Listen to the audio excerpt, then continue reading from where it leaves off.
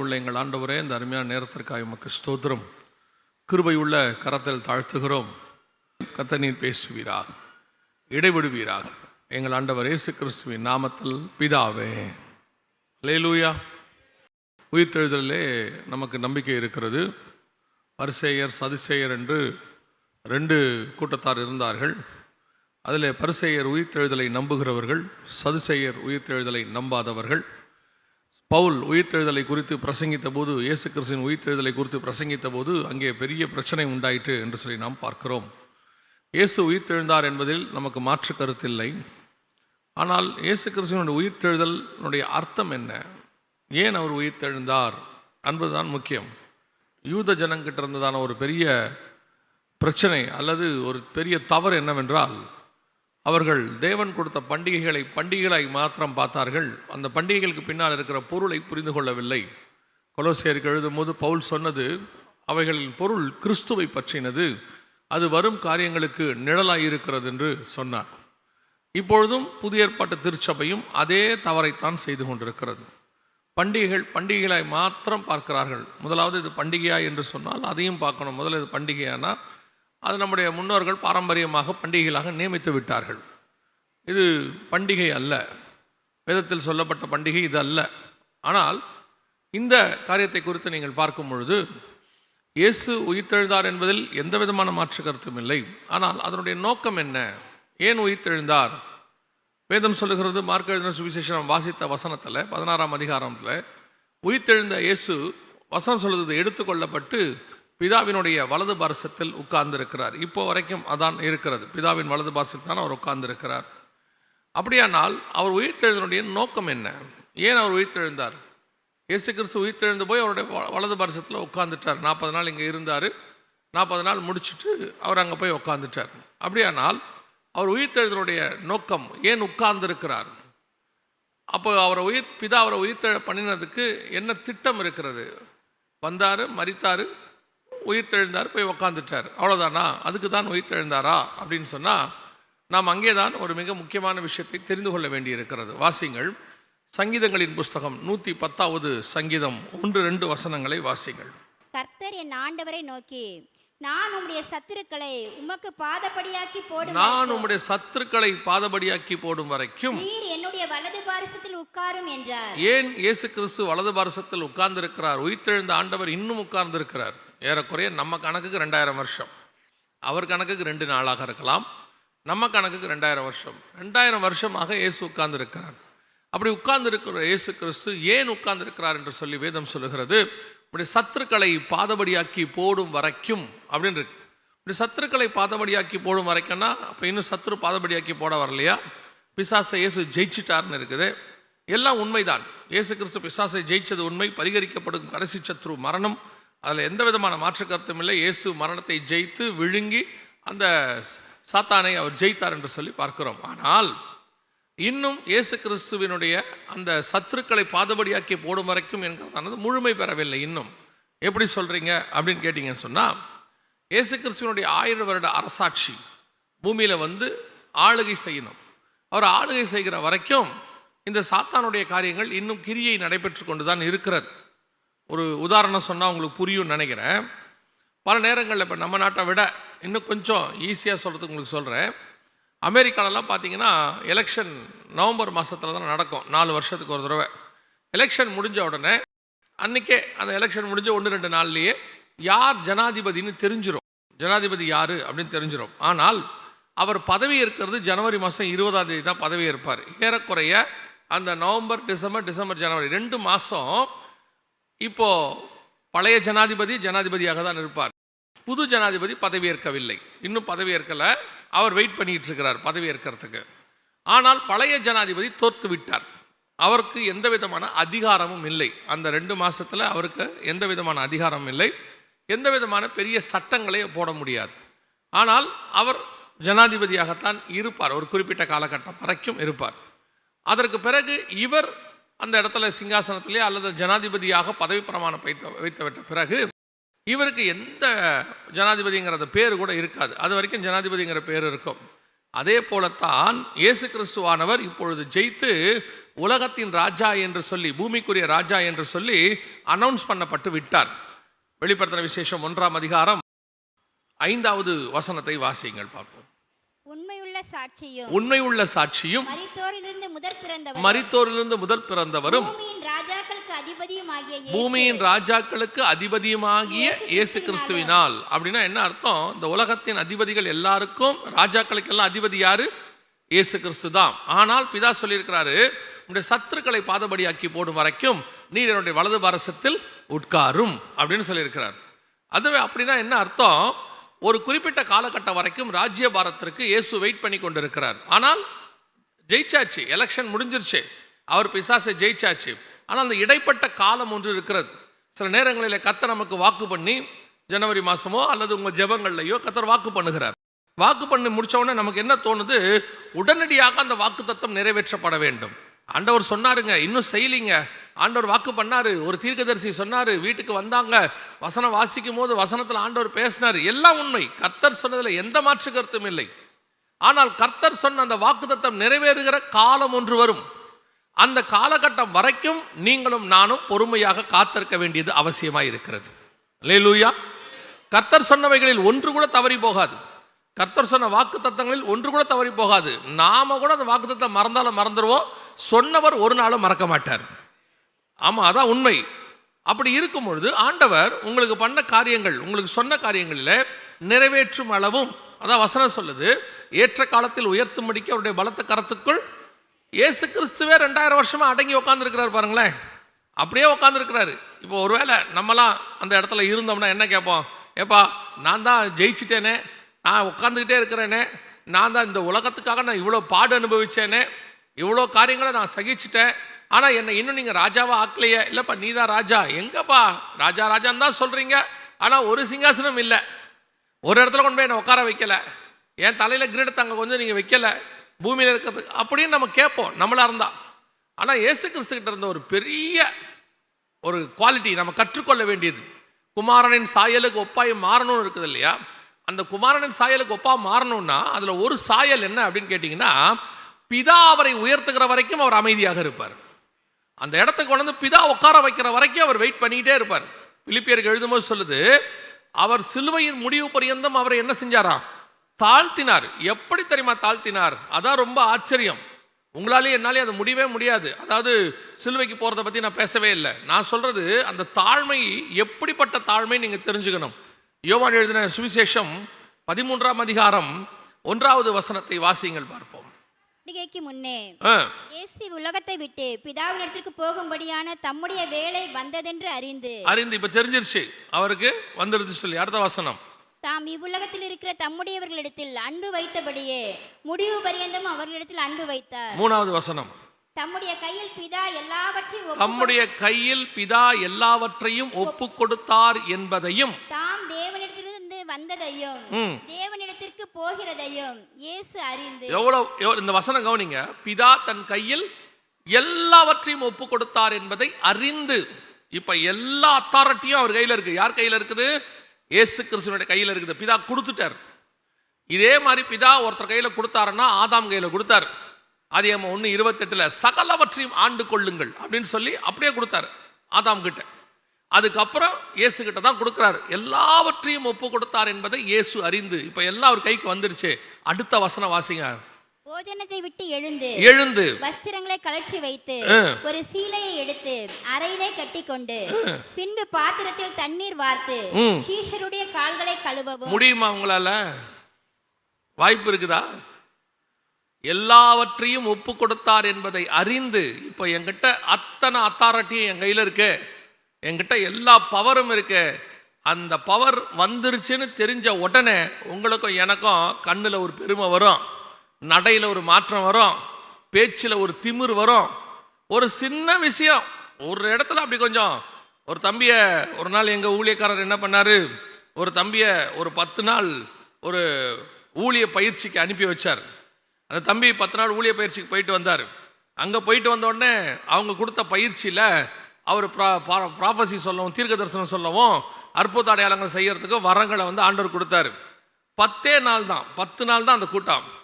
வந்தார் சபைக்கு முடிச்சுட்டு நேராக எங்கள் ஊழியக்காரர்கிட்ட வந்தார். எங்கள் ஊழியக்காரர் கிட்டத்தட்ட எங்கள் பாஸ்டர் வந்து 30-40 வருஷம் ஊழியத்தில் இருக்கிறவர், அவ்வளோ பெரிய ஊழியக்காரர் அவர். அவர்கிட்ட வந்தார். வந்து, பாஸ்டர் உங்களால் ஜெபம் பண்ணி யாருக்காவது சுகமாகலன்னா எங்கள் வீட்டுக்கு அனுப்புங்க, கர்த்தர் வல்லமையை கொடுத்துருக்கிறான்னு போயிட்டார்.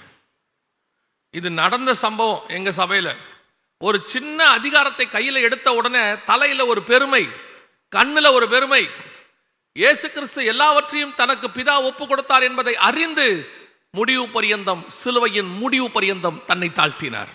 அடிமையின் ரூபம் எடுத்தார். பிலிப்பியர்ல இருக்கு, அதுதான் இவர் சீலையை கட்டி கொண்டு கால்களை கழுவினார். அடிமையின் ரூபம் எடுத்தார். இந்த பிதாவின் வார்த்தைக்கு கீழ்ப்படிதல், முடிவு பரியந்தம். பிதா தனக்கு அந்த அதிகாரத்தை கொடுக்கிற வரைக்கும் காத்திருக்குதல்.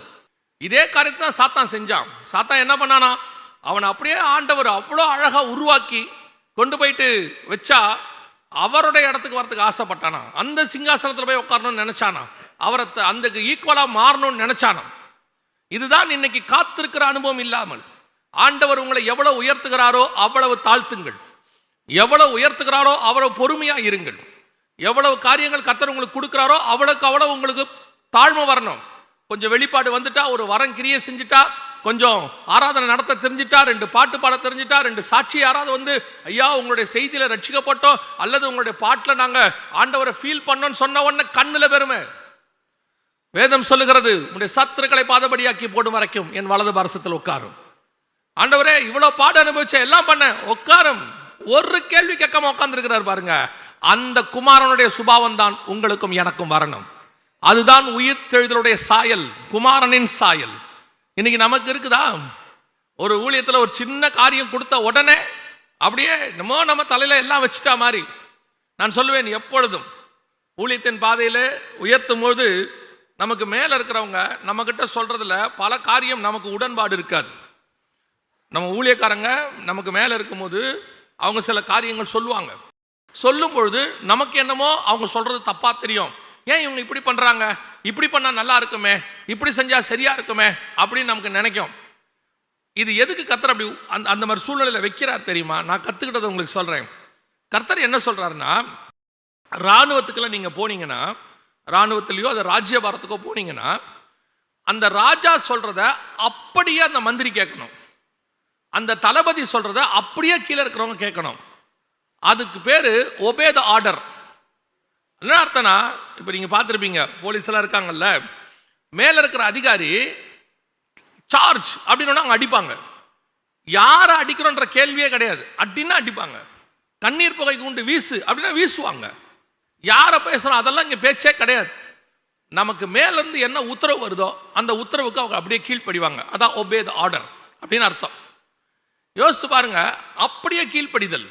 இதைத்தான் இயேசு, என் பிதா எனக்கு என்ன சொன்னாரோ அதை நான் செய்கிறேன், என் பிதாவின் சித்தத்தின்படி செய்வதே என். இயேசுவுக்கு மாற்று கருத்து இருக்குது. பிதா சொன்னதுக்கு இயேசுக்கு என்ன இருக்குது?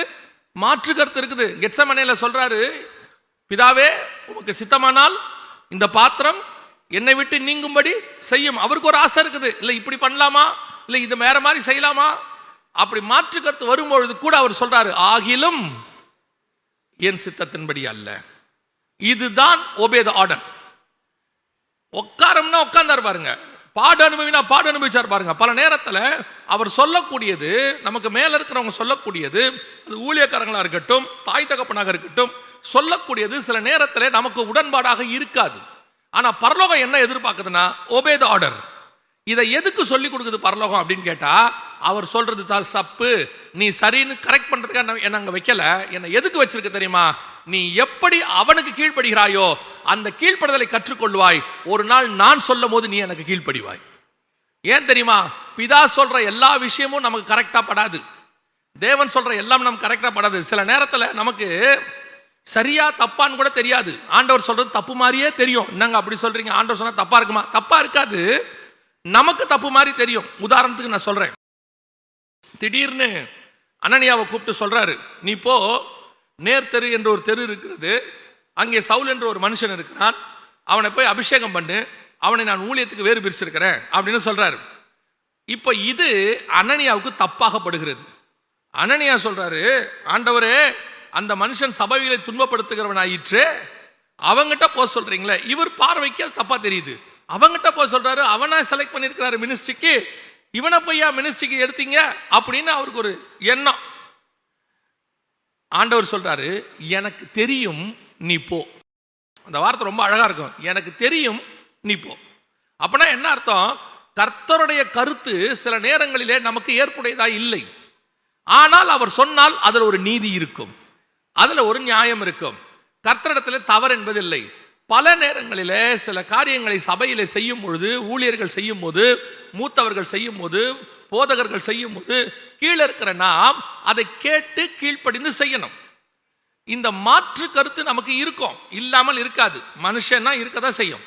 ஆனால் இதை ஏன் பரலோகம் நமக்கு செய்ய சொல்லுதுன்னா, உனக்கு அது சரியா தப்பா, அந்த தப்பை நான் சரி பண்ணிப்பேன். ஒருவேளை பெரியவங்க தப்பாவே சொல்றதா இருக்கட்டுமே, அவங்க சரி பண்ணிப்பாங்க. உதாரணமா அமெரிக்கால முதல் ஜனாதிபதினு சொல்லுவாங்க ஜார்ஜ் வாஷிங்டன் அப்படின்னு சொல்லி. 1780களில் இருந்தவர் ஜார்ஜ் வாஷிங்டன் முதல் ஜனாதிபதி. அவருக்கு ஒரு சுபாவம் உண்டு. அவர் தான் அமெரிக்காவே ஃபார்ம் பண்றாரு. இந்த 4 வருஷம் சட்டக்கட்டெல்லாம் ஃபார்ம் பண்றாரு அவர் தான். அப்படி ஃபார்ம் பண்ணும்போது அந்த அமெரிக்க ஜனாதிபதி ஒரு சட்டம் சொல்வாராம், ஆர்டர். தனக்கு அவர் ராணுவ தளபதியா இருந்தவர். சொன்ன போது யாராவது அந்த சோல்ஜர் ஐயா இது இதை விட நம்ம இப்படி பண்ணலாமா அப்படின்னு ஒன்று அடுத்த வார்த்தை சொல்வாராம், யூ கோ அண்ட் ஒபே அப்படின்பாராம். அவருடைய அர்த்தம் என்ன அப்படின்னு கேட்டா, நான் சொல்வது எனக்கு தெரியும், நீ போய் செய். அவர் என்ன எழுதுறாரு, அவருடைய பயோகிராஃபியில புக்கில் எழுதுறாரு, என்னுடைய முடிவு சில நேரத்தில் தவறாய் இருந்திருக்கிறது, ஆனால் அதை அவன் செய்ய வேண்டும் என்று நான் விரும்புகிறேன். காரணம் என்னன்னா, அவன் டிசிஷன் எடுக்கிற இடத்துல இல்ல, டிசிஷன் எடுக்கிற இடத்துல நான் இருக்கிறேன். அவன் வேலை கேட்டு செய்வது, அந்த வேலை அவனுடைய சட்டம் அவன் கீழ்ப்படியணும், அவ்வளவுதான். சரியோ தப்போ நான் சரி பண்ணி கொள்வேன். அவன் இன்னைக்கு சரி பண்ண ஆரம்பிச்சு அது தப்பு நான் விட்டுட்டேன்னா, நாளாக நாளாக அவன் ஒரு கீழ்ப்பதில் அவனுக்கு என்ன ஆகிறது, இல்லாமல் போகும். இதைத்தான் வேதம் செய்கிறது. வேதம் என்ன செய்து, ஒபே தி ஆர்டர். கர்த்தர் சொல்றதுக்கு கீழ்ப்படிங்க, அவ்வளவுதான். இப்ப பிதா சொல்றாரு, நீங்க போய் மரணம் அடைங்க, சிலுவை எடுங்க, சாவுங்க. இயேசு சொல்றாரு, என் தேவனே என் தேவனே ஏன் என்னை கைவிட்டீர். இதெல்லாம் நமக்கு தெரியும். ஆனால் இதுக்கு தான் இயேசு, இதுக்கு தான் நான் உன்னை படைச்சேன். உங்களை அனுப்பும் போதே, இயேசு அனுப்பும் போதே உலகத்தின் பாவத்தை சுமந்து தீர்க்கிற ரட்சகர் பிறந்திருக்கிறார். பிறக்கும் போதே சாவுக்காக தான் பிறந்திருக்கிறார் அவர். அதுக்கு தான் கிரியேஷனே. இப்ப யோசிச்சு பாருங்க, தம்மில் தாமே வசனம் சொல்லுது, பாவங்களை நீக்கிறவர் அவர் தான். அவருடைய கிரியேஷனே அதுக்காக தான். அப்படி இருக்கும் பொழுது பிதா சொல்லிட்டாரு, உங்களை அதுக்கு தான் அனுப்பிச்சு வச்சேன். பரலோகத்தில் பிதா அன்பா வளர்த்து, போங்க கீழே போங்க பூமிக்கு. என்ன பண்ணணும் ஆண்டவர்? போய் சிலுவை மரணம் அடையணும். யாருக்காக? நான் ஏற்கனவே பண்ண கிரியேஷன்ஸ்க்காக. உங்களுக்காகவும் இல்லை, எனக்காகவும் இல்லை, இந்த மண்ணில் உண்டாக்குன இவங்களுக்காக நான் அவர்களை அதிகமாய் நேசிக்கிறேன். நீங்க என் வார்த்தைக்கு கீழ்ப்படிங்க. அவர் அப்படியே கீழ்ப்படிந்தவராய் வந்தார். அந்த கீழ்ப்படிதல் தான் உங்களையும் என்னையும் மீட்டு இருக்கிறது. அன்னைக்கு பிதாவை எதிர்த்து அவர் பேசி இருந்தார்னா அந்த கீழ்ப்படிதல் இல்லை. அது இல்லைன்னா மீட்பு இல்லை. அப்போ இயேசு கிறிஸ்துகிட்ட இருந்த மிகப்பெரிய சுபாவம், வலது பாரசத்தில் உட்காரும்னா உட்காருவார், சிலுவைக்கு போனா போவார், மரணம் அடையும்னா அடைவார். ஒரு கேள்வி கேட்க மாட்டார். அவ்வளவுதான், என் பிதா எனக்கு என்ன சொல்லுகிறாரோ நான் அதை செய்கிறேன். அப்போ உயிர்த்தெழுதலுடைய சாயல் உங்களுக்குள்ள எனக்குள்ள வரணும்னா அவர் போய் பிதாவின் வலது பாரசத்தில் உட்கார்ந்தார். உங்களை ஒரு விஷயத்தை செய்ய சொன்னா செய்யுங்க. அது சரியா தப்பாங்கிற ஆராய்ச்சிக்கு போகாதீங்க. ஏன் சொல்றேன்னா, நீங்க முடிவெடுக்கிற உங்க மினிஸ்ட்ரி ஒன்று வரும், உங்க வேலை ஒன்று வரும், உங்க காலகட்டம் ஒன்று வரும், அதுல நீங்க முடிவெடுங்க. அது கர்த்தர் உங்களுக்கு கொடுத்துருக்கிறாரு. ஆனா ஒரு இடத்துல கீழ்ப்படிந்திருக்கும் போது, இப்போ நீங்க ஒரு ஆபீஸ்ல நீங்க இதுல போய் பாருங்க, இந்த பெரிய பெரிய ராக்கெட் விடுறவங்க, இல்லை சாஃப்ட்வேர் கம்பெனியில் வேலை செய்கிறவங்க, அதெல்லாம் போய் பாருங்க. அவங்க ஒரு ப்ராஜெக்ட் கொடுத்தாங்கன்னா அந்த ப்ராஜெக்ட் இவங்க செய்வாங்க, அவ்வளோதான். இவங்க மேலதிகாரிகளை கொஸ்டினே பண்ண மாட்டாங்க. ஏன் அப்படின்னு கேட்டா, இதை நீங்க பண்ணிட்டு போங்க. ஏன்னா இதோட இன்னொரு பார்த்து வேற ஒருத்தர் பண்ணிட்டு இருப்பாரு, இன்னொரு பார்த்து வேற ஒருத்தர் பண்ணிட்டு இருப்பாரு, எனக்கு தெரியாது. இது அப்படியே ஒன்னா சேரும் போது தான் முதலா வரும். மிச்சம் இருக்கிற எந்த பார்ட்டும் எனக்கு என்ன செய்யாது, தெரியாது. எங்கிட்ட கொடுத்த வேலையை நான் செய்யணும். இது ஏன்னு கொஸ்டின் பண்ணோம்னா செய்ய முடியாது. நான் செய்யாட்டி அந்த வேலை பூரணப்படாது. நான் சொல்றது புரியுதா? நெகேமியாவே அலங்கத்தை கட்ட சொல்றாரு. எல்லாரையும் நெகேமியா போய் எல்லாரையும் சொல்றாரு, அவங்க வீட்டுக்கு முன்னாடி உள்ளதை கட்டுங்கன்னு சொல்றாரு.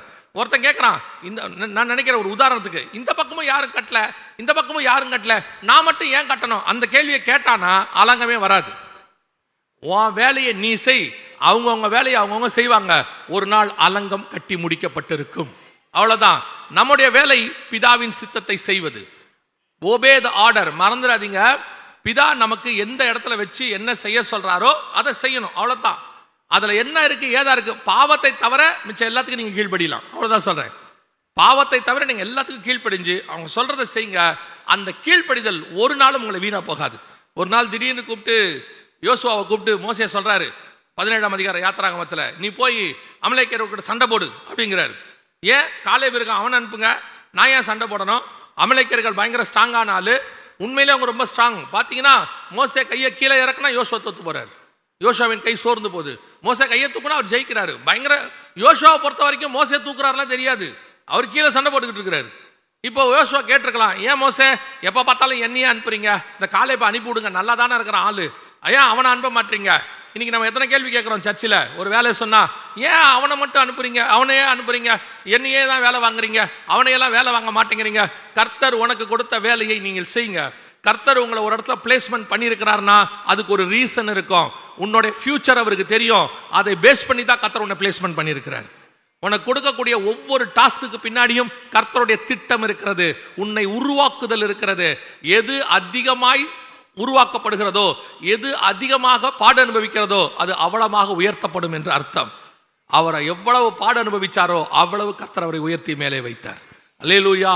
முதலாவதாக வசனம் சொல்லுகிறது, பிதாவின் வலது பார்சத்தில் உட்காரும்படி உயிர்த்தெழுந்தார். அவர் உயிர்த்தெழுந்து நேர போய் அங்கதான் உட்கார்ந்தார். இது வரைக்கும் உட்கார்ந்து இருக்கிறார். உங்களுக்கும் சொல்றேன், உயிர்த்தெழுதலின் சாயலை நீங்கள் தரித்துக் கொள்ள வேண்டும் என்றால் கீழ்ப்படிதல் மிக அவசியம். கர்த்தர் சொல்ற கீழ்ப்படிதல் மிக அவசியம். இரண்டாவது வாசிங்க, 110ஆம் சங்கீதம் 1வது வசனம் வாசிங்க. ஆண்டவரை நோக்கி, நான் உம்முடைய சத்துருக்களை உமக்கு பாதபடியாக்கி போடும் வரைக்கும், நான் உம்முடைய சத்துருக்களை பாதபடியாக்கி போடும் வரைக்கும் நீர் என்னுடைய வலது பாரசத்தில் உட்காரும் என்றார். ஏன் உங்களை உட்கார சொல்லி இருக்கிறாரு அப்படின்னா, உங்களுக்கும் எனக்கும் கர்த்தர் ஒரு காரியத்தை செய்ய வேண்டி இருக்கிறது. அதுக்காக தான் உட்கார வச்சிருக்காரு. இது வரைக்கும் கீழ்ப்படிதலை பத்தி பார்த்தோம்ல, அவர் என்ன செய்ய வேண்டி இருக்குதுன்னா, அந்த வசனம் என்ன சொல்லுது பாருங்க, உங்களுடைய சத்துருக்களை பாதபடியாக்கி போடும் வரைக்கும். சத்துருக்களை பாதபடினா என்ன? இயேசு கிறிஸ்துவுக்கு சத்துருக்களை யாரு அப்படின்னு பார்த்தா, ஒரு நாளும் மனுஷன் தேவனுக்கு என்னவா இருக்க முடியாது, சத்ருவாக இருக்க முடியாது. அவருடைய சத்ரு யாருன்னா பிசாசு.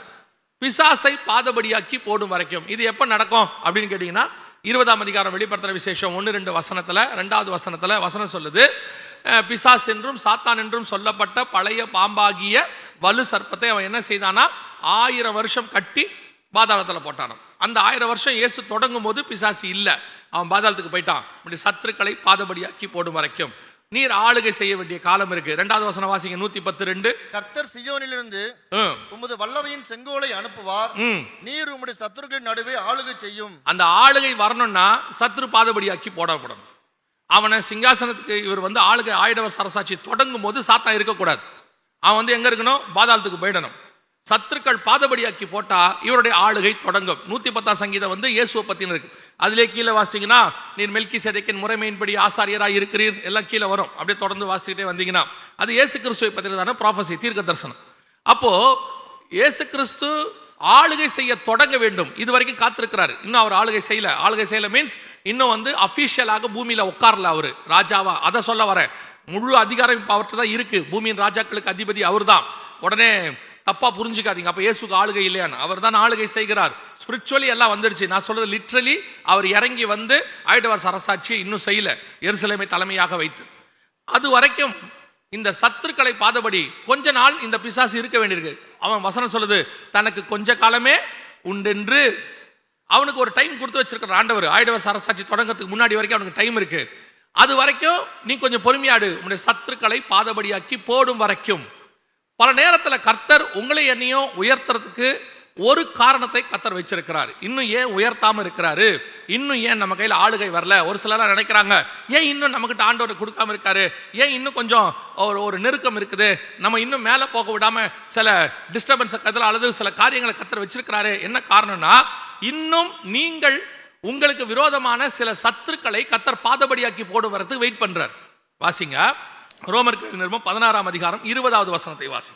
சமாதானத்தின் தேவன் சீக்கிரமாய் சாத்தானை உங்கள் கால்களின் கீழ் நசுக்கி போடுவார். நம்முடைய கர்த்தராகிய இயேசு கிறிஸ்துவினுடைய கிருபை உங்களுடனே கூட இருப்பதாக. இன்னும் உங்களுக்கு கீழே என்ன செய்யல, சாத்தானை சீக்கிரத்தில் நசுக்கி போடுவார். இன்னும் அவனை நசுக்கி போட முடியாத ஒரு இடத்துல இருக்கான், அவனுக்குன்னு ஒரு டைம் இருக்கு. கர்த்தர்கிட்ட இருக்க ஒரு பெரிய விஷயம் என்னன்னா, உங்களை என்னையும் உயர்த்தறதுக்கு டைம் எடுக்கிறார்ல, அதே நேரத்தில் சத்ருவுக்கும் டைம் கொடுத்து வச்சிருக்கிறார். அவனுக்கும் ஒரு நேரம் இருக்கு. ஆபிரகாம் கிட்ட சொல்லுவாரு, இந்த தேசத்தை நான் உனக்கும் உன் சந்ததிக்கும் கொடுத்தேன் அப்படின்னு சொல்லும் போது 15-16 நாலாம் தலைமுறையிலே அவர்கள் இவ்விடத்திற்கு திரும்ப வருவார்கள். ஏனென்றால் எமோரியருடைய அக்கிரமம் இன்னும் நிறைவாகவில்லை என்றார். சத்துருக்கு டைம் கொடுத்திருக்கிறார் பாருங்க. அவன் அக்கிரமம் நிறைவாகிற வரைக்கும் அவனுக்கு டைம் இருக்குது. அதுக்கு முன்னாடி சொல்லுவாரு 430 வருஷம் கழித்து அவங்க இங்க வருவாங்க. ஏன் அந்த 430 வருஷம், ஏன் எகிப்துல அவங்க 430 வருஷம் இருக்கணும்? அதுக்கு பல காரணம் இருக்கு. அதுல ஒரு காரணம் என்னன்னா, இங்க எமோரியரின் பாவம் என்னால நிறைவாகவில்லை. இந்த பாவம் நிறைவாகிற வரைக்கும் நீ அங்க இருக்கணும். அப்பனா என்ன அர்த்தம்? இந்த சத்ரு பாதபடியாக்கி போடுகிற வரைக்கும் நீ அங்க அடிமையாகத்தான் இருக்கணும். உன்னை கர்த்தர் அங்கதான் வச்சிருப்பார்.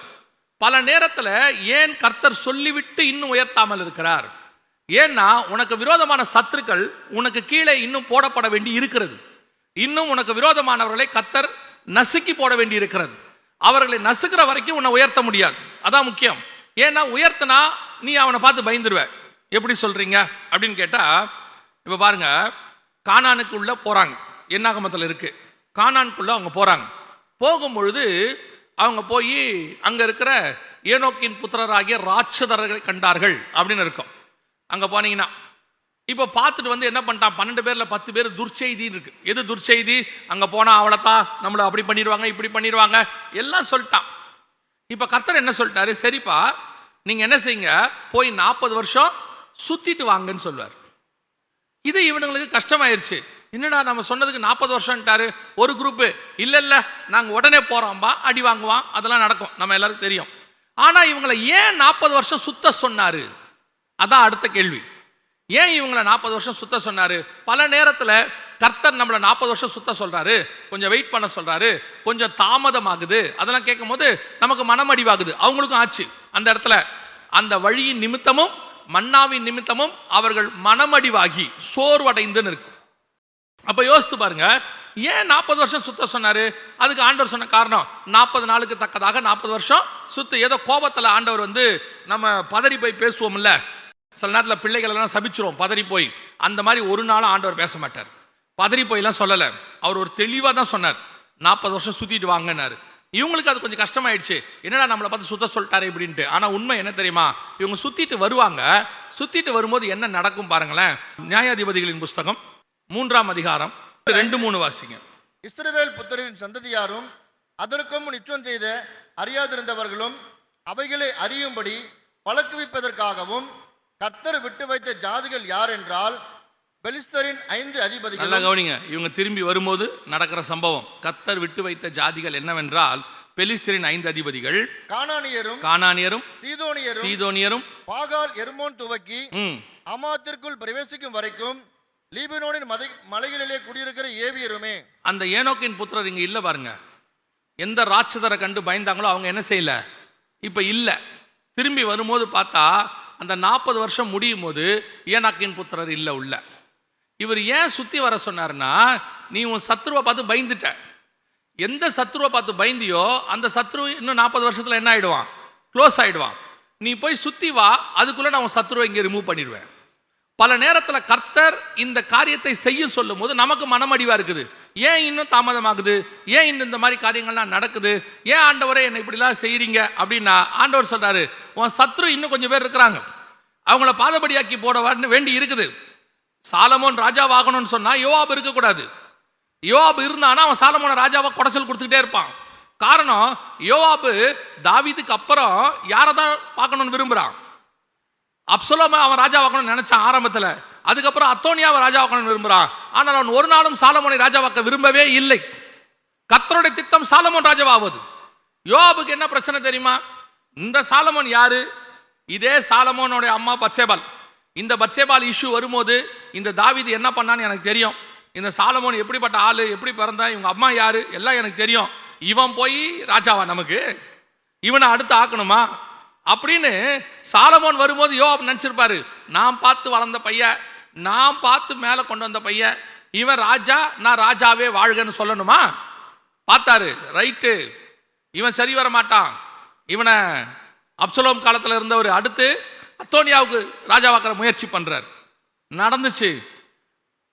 தாவீது சொல்றாரு, யோவாபை விட்டுறாதங்கிற, யோவாபை விட்டுறாத. நல்லா கவனிச்சுக்கொள்ளுங்க, தேவ திட்டம் சாலமோன் மேல இருக்கு. சாலமோன் ராஜாவாக வேண்டுமானால் யோவாபு கொல்லப்பட வேண்டும், சத்துரு பாதப்படியாக்கி போடும் வரைக்கும். கர்த்தர் சில நேரத்தில் உன்னை ஏன் இன்னும் நீ நினைக்கிற இடத்துக்கு கொண்டு வரல, ஏன் இன்னும் அந்த இடத்துல கொண்டு வந்து உன்னை உட்கார வைக்காம இருக்கிறாரு? உனக்கு கொஞ்சம் நெருடலாவே இருக்குது, எல்லாம் தான் இருக்கு, ஆனா சில நேரத்தில் பாருங்க எல்லா பவரும் இருக்கும், ஆனா ஒண்ணுமே செய்ய முடியாது. ஒரு இடத்துல போகும்போது உங்ககிட்ட ஏதாவது கொடுத்துருவாங்க, கொடுத்துட்டு இதை பத்திரமா பார்த்துங்க அப்படிம்பாங்க. நமக்கு பயங்கர பசியா இருக்கும், ஆனால் சாப்பிட முடியாது, எல்லாம் நம்ம கிட்ட தான் இருக்கும், சாப்பிட முடியாது. இது என்னத்தை இப்படி கையில் வச்சுக்கிட்டு இவ்வளோத்தையும் இருக்கு, சாப்பிடவும் முடியல, வச்சுக்கிட்டு இருக்க, கொஞ்சம் மனசு கஷ்டமாக தான் இருக்கும். ஆனால் ஒரு குறிப்பிட்ட காலகட்டம் வரும், சில காரியங்களை கர்த்தர் வெயிட் பண்ணிட்டு இருக்கிறார். உன்னை உயர்த்தி உட்கார வைக்கிற அதே நேரத்தில் உன் சத்ருவையும் பாதபடியாக்கி போட வேண்டி இருக்கிறது, அதையும் ரிமூவ் பண்ண வேண்டி இருக்கு. அந்த ரிமூவ் பண்ற காலம் வரைக்கும் பொறுமையா இரு, ரிமூவ் பண்ற காலம் வரைக்கும் பொறுமையா இரு. அந்த பொறுமை தான் உன்னை ராஜாவாக மாற்றும், ஆளுகையை கொண்டு வரும். அந்த ஆளுகை வர வரைக்கும், அதான் ஆண்டவர் சொல்றாரு இயேசுவை பார்த்து, இயேசு கிறிஸ்துவை பார்த்து தேவன் சொல்றாரு, உம்முடைய சத்துருக்களை பாதபடியாக்கி போடும் வரைக்கும் நீர் என்ன செய்யும், என்னுடைய வலது பாரசத்தில் உட்காரும் என்று ஆண்டவர் சொன்னாராம். நாம் காத்திருக்கிறோமா? தேவன் சொல்லுகிற வரைக்கும் காத்திருக்கிற ஒரு அனுபவம் நமக்கு இருக்கிறதா? பல நேரங்களிலே உடனே இம்மிடியட்டா உடனே ஆயிரணும். ஒரு 15 வயசு 16 வயசுல வண்டி ஓட்ட ஆரம்பிச்ச உடனே, இப்ப இருக்க பசங்களுக்கு சொல்றேன், வண்டி ஓட்ட ஆரம்பிச்ச உடனே இம்மிடியட்டா பைக் வாங்கி கொடுங்க அப்படின்னு சொல்லிடுவாங்க. அப்பா சொல்லுவாரு, நீ ஓட்டுற எல்லாம் சரிதான், ஆனா இப்ப வண்டி எடுக்காத. அவன் சொல்லுவான், அப்பா வண்டி எடுக்கிறேன், வண்டி கொடுங்க. உடனே அவன் அப்பா சொல்லுவாரு, வண்டி எடுக்காத. ஏன்? உனக்கு என்ன இல்லை? லைசன்ஸ் இல்லை. உனக்கு ஓட்ட தெரியும், நான் நல்லா ஓட்டுவேன். ஓட்ட தெரியும், நீ நல்லா ஓட்டுவ. எதிரில இருந்து ஒருத்த வந்து மோதிட்டான்னு வச்சுக்கோங்க, 2 பேரையும் நிக்க வைக்கும் போது யாரு மோதனாங்கிறத விட ஃபர்ஸ்ட் கேள்வி லைசன்ஸ் எடுப்பாங்க. உங்ககிட்ட லைசன்ஸ் இல்லைன்னா நீயே போய் மோதாவிட்டாலும் கூட நீ தான் குற்றவாளி. எதிரில் இருக்கிறவன்ட்ட லைசன்ஸ் இருந்துச்சு, அவன் ராங்கா வந்தான், உங்ககிட்ட லைசன்ஸ் இல்லை, நீ கரெக்டாக தான் வந்த. ஆனால் கோர்ட்டில் போய் நின்னீங்கன்னா 2 பேரையும் கேட்கும் போது 2 பேரையும் லைசன்ஸ் இருக்கா? எனக்கு இல்லை, ஆனால் நான் கரெக்டாக தாங்க வந்தேன். அடுத்த கேள்வி கேட்பாங்க, லைசன்ஸ் இல்லாமல் ஏன் வண்டி எடுத்த?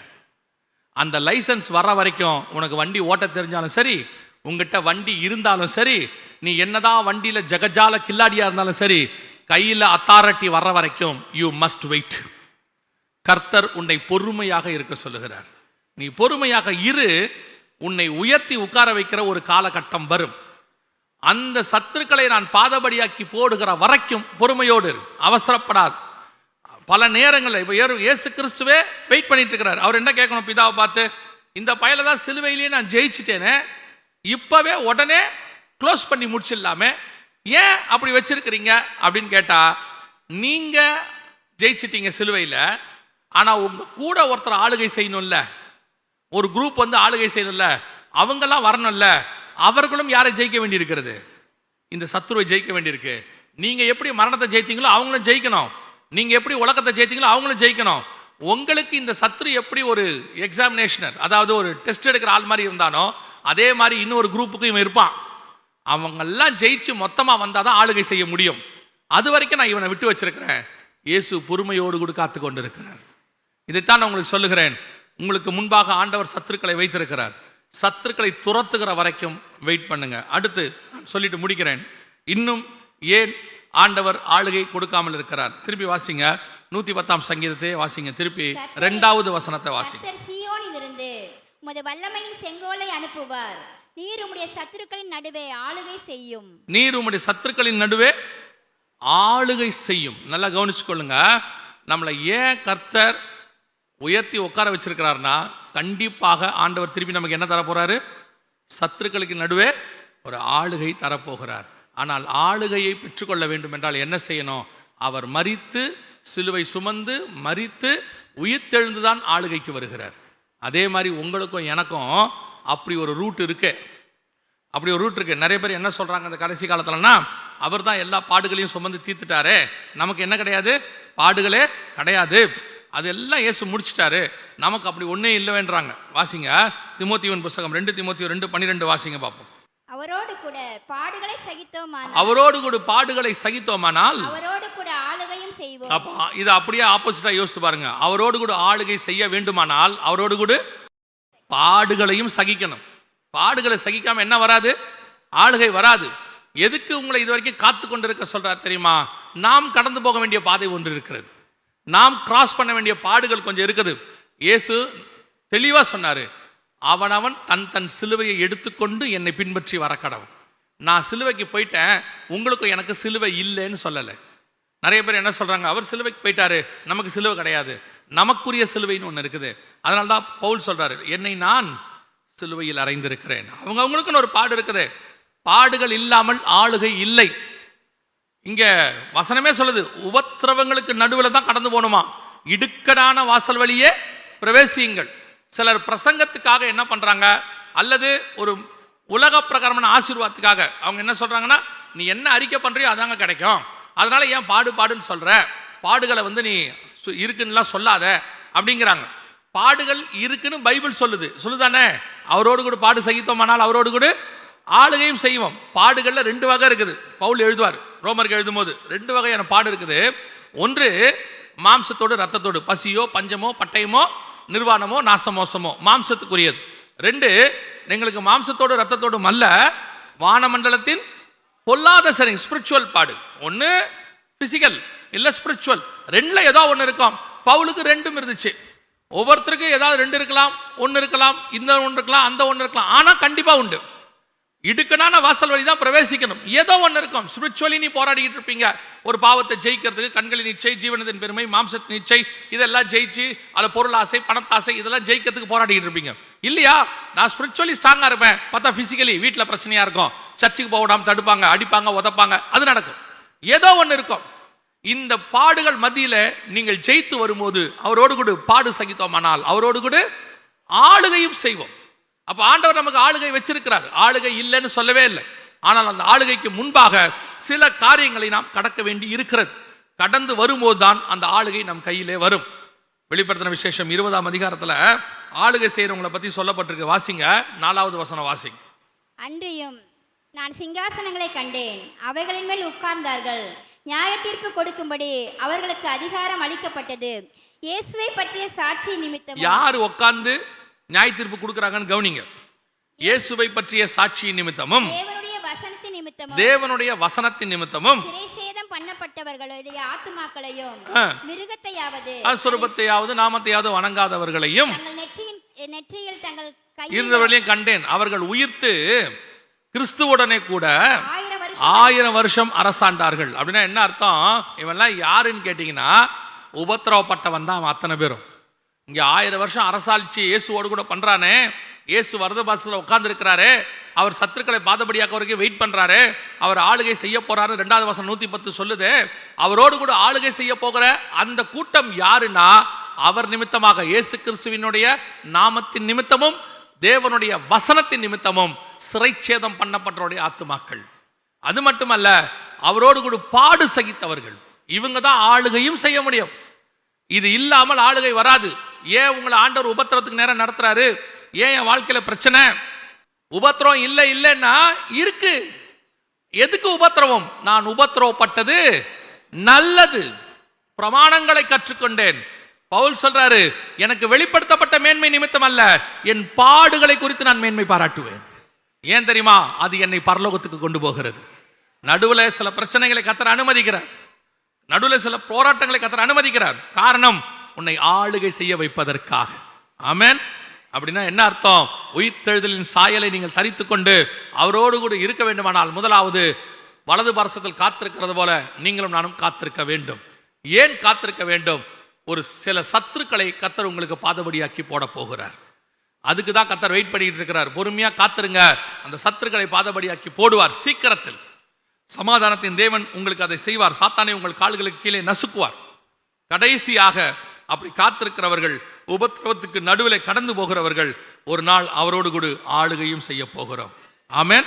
நாம் ஜெபிக்க போகிறோம். எந்திரிக்கலாமா? நாம் எல்லோரும் தேவ சமூகத்தில் அவரோடு கூட பாடு சகித்தோமானால் அவரோடு கூட ஆளுகையும் செய்வோம்.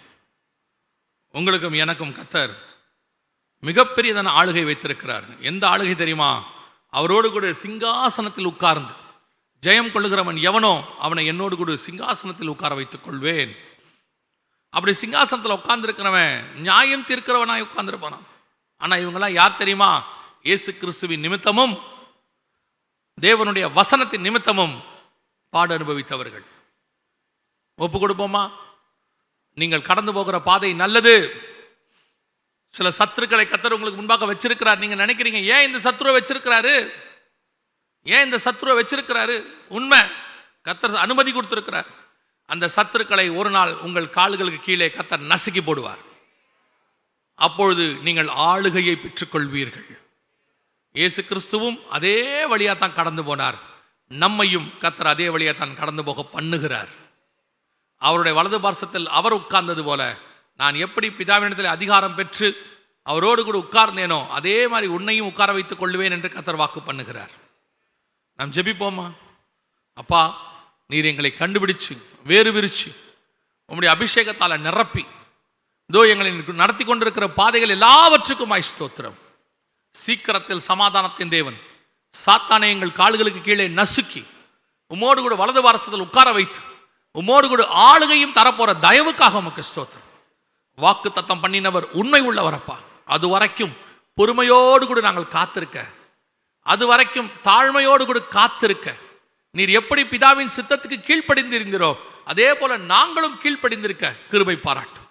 எந்த சூழ்நிலையிலும் நாங்கள் எங்கள் குதிங்காலை உயர்த்தாதபடிக்கு, எங்கள் நாவுகளை எங்களுக்கு மேல் உள்ளவர்களுக்கு அசைக்காதபடிக்கு, எங்கள் கரங்களை உயர்த்தாதபடிக்கு, நீர் எப்படி முடிவு பரியந்தம் சிலுவையின் முடிவு பரியந்தம் உம்மை தாழ்த்தினீரோ அதே போல நாங்களும் எங்களை தாழ்த்த எங்களுக்கு கிருபை பாராட்டும்.